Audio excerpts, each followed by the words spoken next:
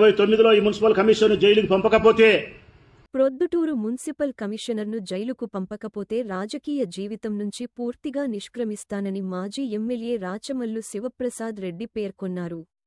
మంగళవారం తన కార్యాలయంలో ఆయన మాట్లాడారు.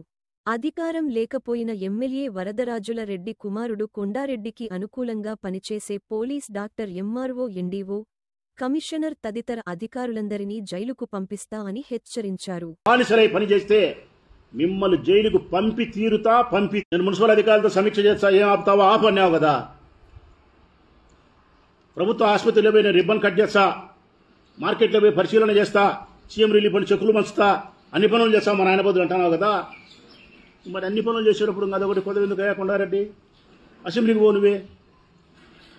చంద్రబాబు నాయుడు గారు వరదరాజిరెడ్డి గారికి 85 సంవత్సరాల వయసు వచ్చింది, వయో వృద్ధుడైపోయినాడు, జ్ఞాపక శక్తి నశించింది, బైపాస్ సర్జరీ చేసుకున్నాడు, ఆయన ఇబ్బంది పడుతున్నాడు కాబట్టి వాళ్ళ కొడుకు అన్ని కార్యక్రమాలు చేస్తాడంట రాజ్యాంగానికి విరుద్ధంగా. నువ్వు చేయమని చెప్పినావంట. ఆయన చెప్పిన మాట మా సీఎం చెప్పినాడు, మాది పొలిటికల్ గవర్నెన్స్ కాబట్టి మీరు ఖచ్చితంగా మా వాళ్ళు చేస్తారని చెప్పినాడు మా సీఎం అని నీ మీద చెప్తున్నాడు.